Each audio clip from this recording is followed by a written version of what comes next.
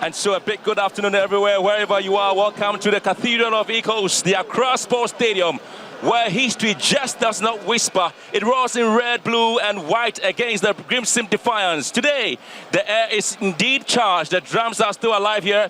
Hearts of folk stand very tall in their capital citadel, guardians of a legacy. This is a match that almost everybody is looking forward to seeing. The Hearts of Folk faithfuls are here. This is the fixture that whenever the fixture is released for the season, everybody takes a glance at that fixture list and is looking for this particular one. And this is the moment where the fans will love to see the goals banging in, and the fans will love to sing their faithful there. So this is no ordinary fixture.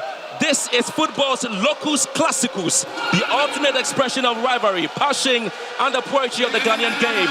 The turf certainly beneath them has been kings, and of course made them and the legends of us broken. Since tears mixed with sweat, their dreams rise like the evening sun over the Gulf of Guinea. This is the fixture that makes players. This is the fixture that breaks players as well. And the one thing is sure, that when the game starts, it's everything that happens on the pitch that really matters for these two sides. But teams have really fought in terms of performance, and so the teams they've had to beat before meeting this time. But now is a story where the two coaches come here and the referees have always seen something spectacular coming out. Yeah, absolutely. It's going to be their duty to keep an eye on this game and keep it running. But yeah, these two teams are coming into this game with some very good defensive form backing them, and of course, difficult to get them to lose games. We'll be playing on the minds of both sets of teams, so yeah, there's plenty hanging on this one. This is where he makes in two changes, where indeed Benjamin Asari continued to be the man, the safest pair of hands there. But of course, you're looking at Sibe Beifi and Ali Mohammed, all of them at the centre back there. But one of the talking points will be George Paku, and then of course Rafael Aponsa also playing a role there. Yeah, 4-3-3 straight away, as you said. It's going to be looking at those midfielders to keep Kotoko's midfield in check. Kotoko like to play with some attacking midfielders who will break into the box. So literally, if you're looking at Hearts of Folk performance, it's always been in control of midfield. They've been very, very solid in midfield as well. They like to dictate the game from the middle of the park. That's what Dramani asks of his team: defend or protect that middle of the park.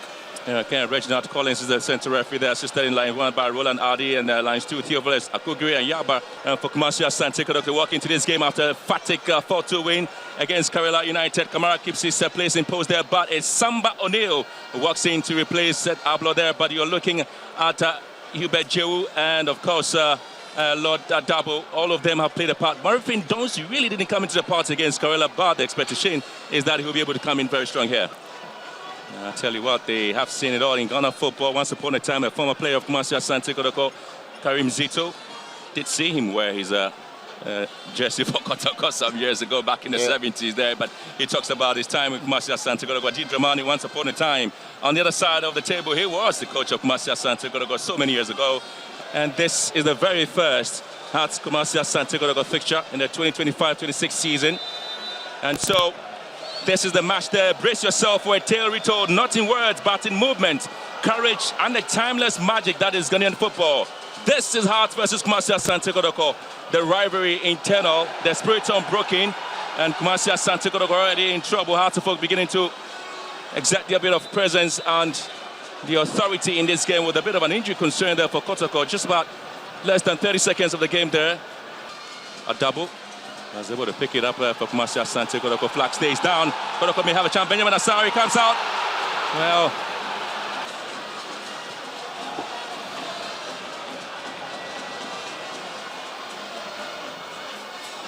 once again, it's Kumasi Asante Kotoko. And now they have to hit this one from afar. Goes out there for a goal kick. Hamidu Waka gets a reverse of the ball there. Cuts it back beautifully. Another in-swinger. Asari goes in, and again it's been beaten. And Murphy just couldn't get to the ball. And what a chance there for Kumasi Asante Kotoko. The fans thought the ball was already at the back of the net. Yeah, it wasn't. A lovely skill there, but lovely ball into the box, almost getting onto the head of his man. 20 minutes already gone, and still goalless. Now Hearts of Folk working in control there. Adamu. And Sibe. Lovely piece of work there. There was a little space, and Hearts of Folk may have this one. But Kamara doing a good job there. Offside flag already gone up. On match day 14 back in 2023 season. Transport lost by 2-3 against Kotoko at home. And Kumasi Asante Kotoko may think this should have been it.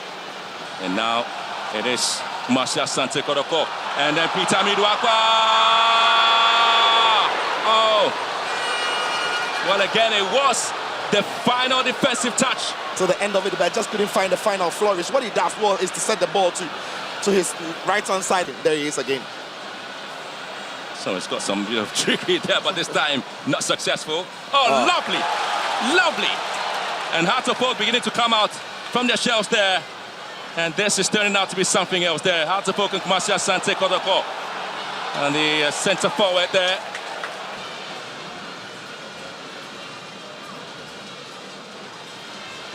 And Heart of Oak have been able to control the game the way they want it. Cheu looking to pick up Aqua, and always want to take his man on. Aqua again goes down, and it's been brought down. There's going to be a penalty call, and it's been given. Kumasi Asante Kotoko to have a penalty. Peter Midwakwa kept moving. He was dragging his man into the box. He really wanted it.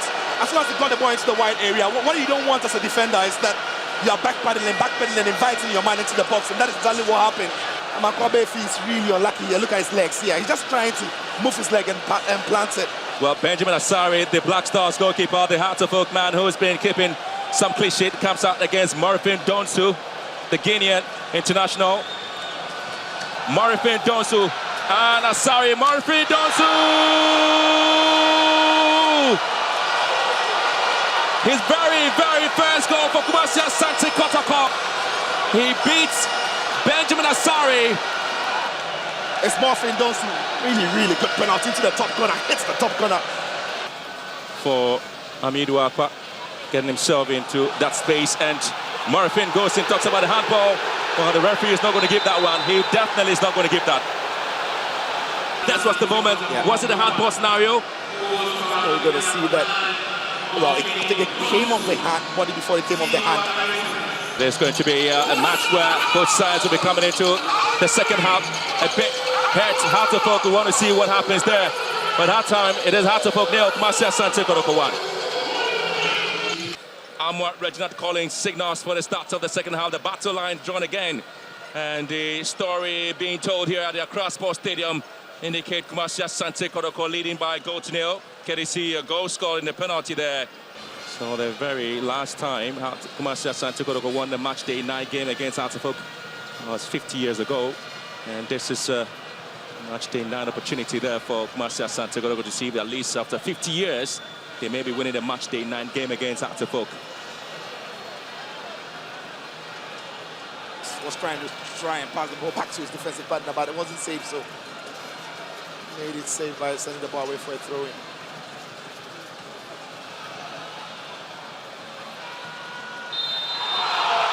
Well, the flag has gone up. Flag has already gone up.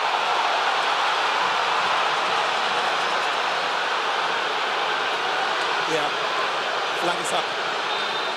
That would have been a spectacular goal. What looked like a spectacular. And while we see a lot clearer from this is the ball coming in and from the far side. As the header is worn, he's straight offside. So yeah. But the big question then would be if it was his player who got his head on the ball. It was Heart of Oak believing that they had scored there, but this is where the debate will continue. This is where the argument will be.